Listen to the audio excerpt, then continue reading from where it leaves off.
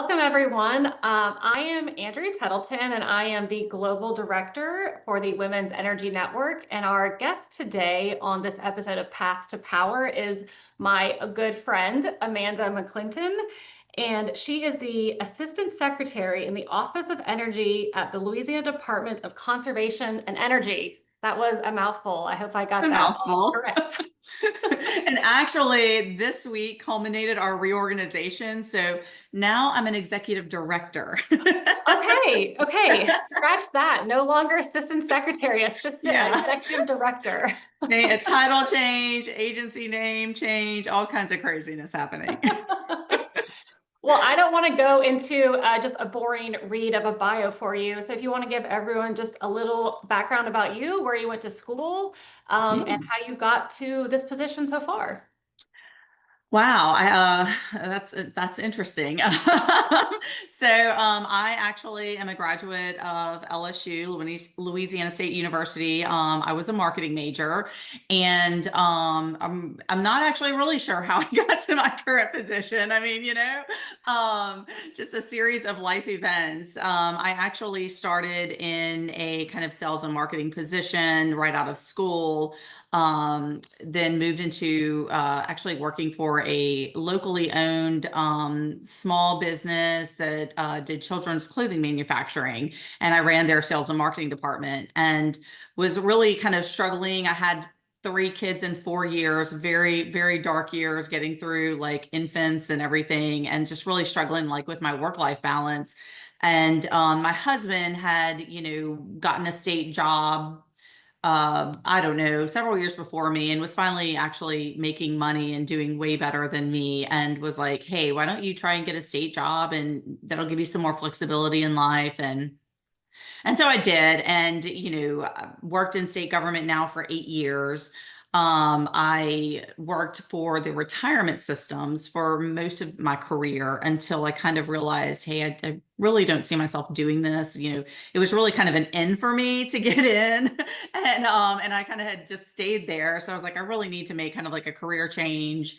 And I went and got a Lean Six Sigma black belt certification and decided I wanted to kind of get more into like an analytical side of work, and found a position, worked there a few years, and then got a call from a counterpart in state government that said, hey, we have this opportunity here. I don't know what it really entails, but it'll be working in our office, or at that time it was the state energy office. And we just really need to kind of have somebody can go in. They were receiving a lot of grant funding at the time, and the office was so small, they really had never dealt with that kind of, increase in funding. So it was really trying to have somebody that could be a liaison, that could talk budget, and kind of be a liaison between the accounting department, but just also like help set up some processes for them. And I was like, I think I can, do this. Sounds fun. You know. And so a year in, our the director at the time decided to take a different position. And he's actually working for another agency doing energy business development. And so they kind of came to me and said, hey, look, I think this is a great opportunity for you to run the new office. At that time, it was just a small state energy office, but it became statutorily recognized last year in July. And so they said, hey, I think this is a really great time for you to come and be the assistant secretary for the Office of Energy. So yeah, that's the long story of how I got to where I'm at. And it was my first, I've only been working in energy for 2 years now. So this is like a very, very new venture for me. It's like sometimes a little overwhelming because I'm not like I don't have this like science background. So I have to learn a lot of things. But I just kind of rely on a lot of my colleagues, and the internet is also very resourceful. So yeah, it's been a lot of fun. Perfect. Well, I know that, I'm an attorney here in Louisiana too, and I know that, yes, your department has just went through a big restructuring. So I know we're all kind of excited about that here and looking forward to how that's gonna change and impact the energy sector in Louisiana. So I know we're all looking Yeah. forward to that here in this state specifically. Yeah, I think it's going to be actually really great, and we're already, seeing a lot of positive results from it. It's been, it's been a fun week in a sense of like so much change is happening, and change can be scary, but change is also very good. Our agency hasn't went through a reorganization since I think before I was born. Oh, Yeah, so just a few years ago, and our offices over the years became very like siloed in what we were doing. We also had a kind of a very unique situation where we had a cabinet secretary and a governor appointed commissioner working within the same agency.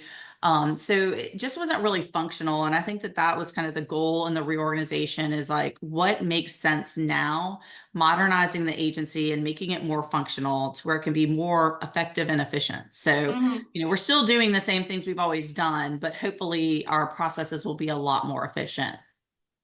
Wonderful. Well, you kind of touched on this a little bit when you were doing your background. You kind of suggested that you kind of just fell into this role. I don't agree with that assessment, but do you think that any sort of, I mean, networking is such a buzzword these days, but did Mhm. networking help you in any way land this role, or was there a Oh, specific connection or relationship that kind of opened this door for you that you found surprising? 100%. Like networking has opened pretty much all the doors in my like career. Hmm. But this one in particular, so I talked about kind of having that career change, and I really like sat down with my husband, was like, I hate my job. I don't see myself doing this. I'm not, I was self-sabotaging, didn't love where I was headed, and really kind of mapped out what is like, what do I want to do? What are my strengths, weaknesses? And that's kind of a hard thing to do. And especially at the age I was, I felt like I didn't really know what I wanted to be as a grown up, and I was already grown up. So, it Right. was like a real big life evaluation. So I applied for this job, and I kind of was telling my husband about it. I'm like, I really think this would be a great fit for me. And but I'm like, I don't know if they'll kind of see my resume, in that light. And so he was like, I actually know the director. I'll call her. I'll get you an interview, but I'm not, like, you've got to do the Mhm. work. And so he did get me an interview, and I'm a pretty humble person, but I will say, best interview I've ever had. I prepared for Mhm. that interview like no other. And honestly, the director will still tell anybody any day of the week that's the best interview I've ever conducted with somebody. And so they hired me. And I only worked with that director for about 2 months. She moved on to another position, and we stayed in contact. But it's not like I had this like, in 2 months is basically what she had to kind of evaluate my work ethic. Fast forward to 2 years later, my husband gets a phone call from another, state colleague that we've known many, many years. My husband used to work with him, and he was like, "Hey, I called Paula because I'm looking for an analytics specialist, and she said that I have to hire your wife. Do you think she would come work for me?" And my husband was like, "Well, she makes her own decisions, so you'll need to call her. But she's kind of happy, but I think she might be open to it." So he did call me, and kind of the rest is history. But I think if a few things at play there, kind of the networking through state government and meeting these people along the way, and always kind of staying in touch and knowing kind of what's going on within state government has helped me. But obviously my work ethic really kind of got me to where I am. Sure. So I think it's a lot of both. Like, I don't think I would have been as successful if I just knew some people to get me jobs. Or get my foot in the door. I mean, I've obviously shown the capability to do the job when I'm, in that role. So Mhm. and this is kind of funny. My husband and I always talk about this. Like, we always say that, you go to work today, like, don't go to work just to do the work today. Like, go to work today to work for that next job. And if you're always Mhm. thinking about the next opportunity, you're always going to be putting your like best foot forward and Mhm. working as hard as you can to be recognized for that next role. And I think Mhm. that's kind of what happened in my situation when the director left. It was, you know, for other people in the agency, it was an obvious role for me because of what I had been doing in that office. I didn't see myself in that role. So it took me a minute to kind of say, wait, is this something that I really want to do? Mhm. But I'm very happy in it. And I'm happy that they actually saw my capability to do the work. Absolutely. That's some great advice. Yeah. Well, you had mentioned that you are new to the energy sector, and I have been in energy my entire career, and it is no secret that we are of the minority as being women in the energy field. And so, do you feel, being now in the energy industry, do you feel like being a woman has, influenced your career anyway, in a good, bad? Have you found any difference switching to the energy sector, being a woman? Yeah, it's kind of shocking because yes, as a woman, it's not always being a woman in a male-dominated world and in any, career path you choose. It's kind of funny because at the agency I work for, I am the only executive that's a female.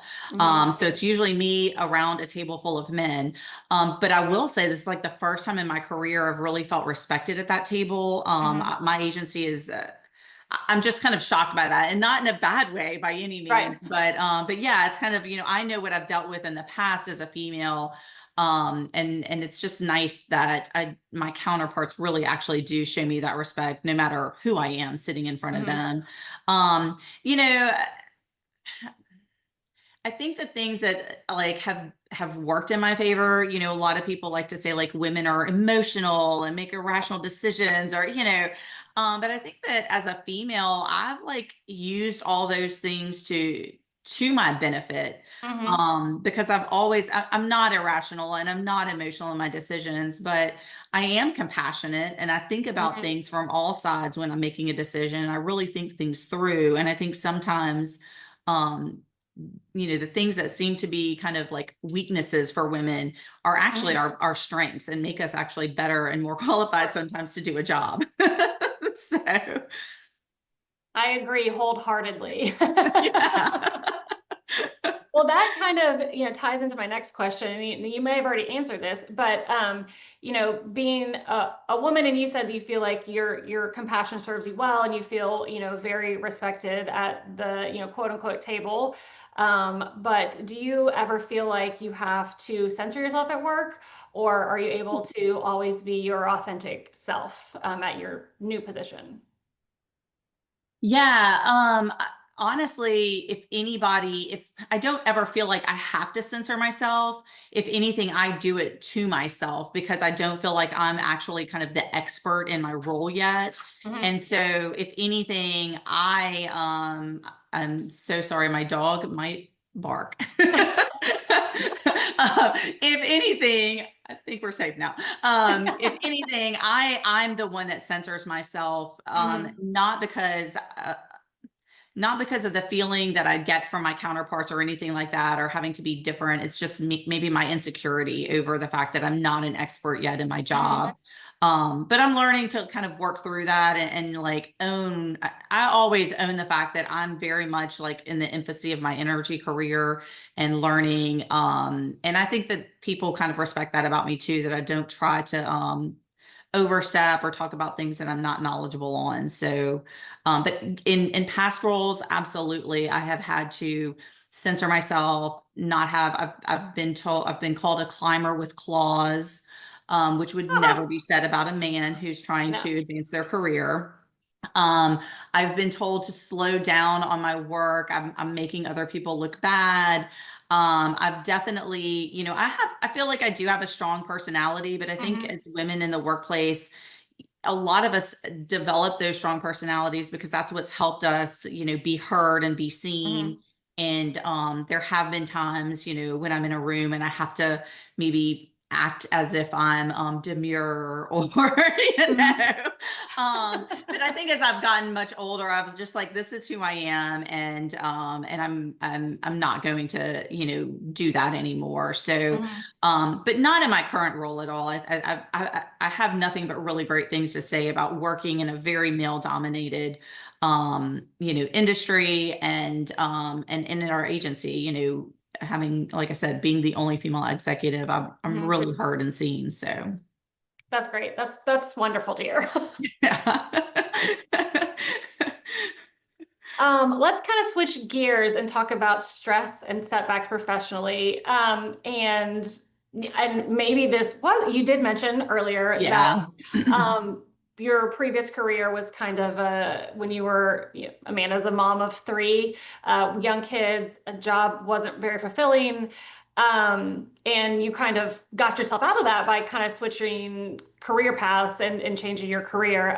Would you say that was one of the toughest stressful Oh, situations? 100%. Like they're really coming to the realization, like I hated getting out of bed in the morning, going to work, didn't enjoy the people I was doing work for. Mhm. And when you kind of really look at it, it's like, why am I here? Where is this leading me? I felt like I was kind of in this like dead end job. And again, I kind of, like I said, I went to the state to have a work-life balance, and I did enjoy the work I was doing for quite a while, but I just didn't see myself like sitting behind a desk in that particular role until I was ready to retire. And Mm, when you really look at that, it's like, well, then why are you doing that? Like make changes. And it wasn't mhm, to go to another retirement, system and do similar work. It was like, really, what am I good at? And kind of making sure I find that job that accentuates like my strengths. And so I can be mm. more successful and I don't go down this like path of just, I mean, almost like a job depression, you know? Yeah. And it's kind of funny, like you never really know kind of like where the winding road is going to lead you. Like out of college, I, you know, worked in outside sales. I was very successful, kind of, like I said, moved over to this marketing director, like sales and marketing director role. For quite a while, I was like the breadwinner in my family. And I always like was very ambitious and wanting to, I've always seen myself as like a working professional. And so I've always wanted to succeed in that role. But when you do have those setbacks, it's very, daunting and kind of scary. Mhm. And but looking back now, I just kind of laugh about it because like, man, going through that really, really hard time, I never saw this in front of me. Right. And so I feel very fortunate and just really lucky. But yeah. I mean, not to sound cliche, or people. I think people. I won't disclose your age, but you did mention that you said you didn't know what you wanted to be. You felt like you were grown up, but you still didn't know what you wanted to be. And so I think a lot of people do feel paralyzed at a certain age in their career. Mhm. Like you can't pivot or you can't make a shift. But you're here to say that you can. Oh, absolutely. Like I have early 20s. My oldest son's 22 years old. My daughter's 19, and I have an 18-year-old. And like the one thing I was so very like upset for my kids to see me during that period, because it's like I felt like such a failure. And I always want my kids to see my work ethic and how hard, I work at things so that they understand, what they need to be doing in their careers to be successful. And I just felt so like defeated. And in actuality, like even when I got this promotion, I told, my oldest son, he was like, man, like this is the best thing that's ever happened to you. All Mhm. that you were so worried about back then, it ended up leading you down this really great path. And so I think that yes, you can always pivot, Mhm. in anything that you're doing. It's very hard, like when you get out of high school and you go to college, like not everybody is Andrea Tettleton, who knew at probably the age of 3 that she wanted to be an attorney because she could argue really well. So when you go to college, it's really scary and hard. And I was like a first generation, I was the first generation to be able to go to college. And so it's not like I had parents who really understood like how to give me advice to set myself up in a college setting that would give me a career, a set career path. Mhm. They obviously showed me a great work ethic all their lives and showed me what it takes to be successful. But so that kind of the advice I always just give to my kids is, get out of school with like a degree that's going to be useful. because I'm paying for it. But you just never really know where you're going to end up. And you may end up finding, a few years down the road, this isn't your path. And it is okay to say, hey, I need to take a step back and maybe reevaluate, maybe go back to school. There's a lot of options out there, and you're really never too old to do something like that. Mm-hmm.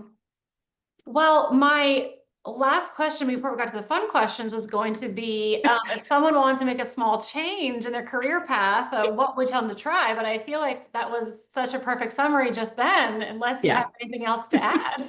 No, not really. I mean, look, being very honest with yourself and doing like a full self-evaluation, that was really hard to be like, oh, I probably don't need to go down that path. I'm not good at that. These are my core strengths. I need to stick to that. Absolutely. Well, I do have some quick little just fun personality questions just to kind of wrap things up. First, what is a book, show, or podcast you are loving right now? It's so funny because, as you know, I started out the beginning of the year. I was like, I am reading more books this year. I'm getting back on the reading train. And I did, thanks to a lot of recommendations you gave me, but I fell off that train. So have I. It's embarrassing. So I haven't, I sadly, no books. I actually, and you know this, I really love Slow Horses, and it just came back out, new season. I'm so excited. Amanda, it's hard to wait week for week.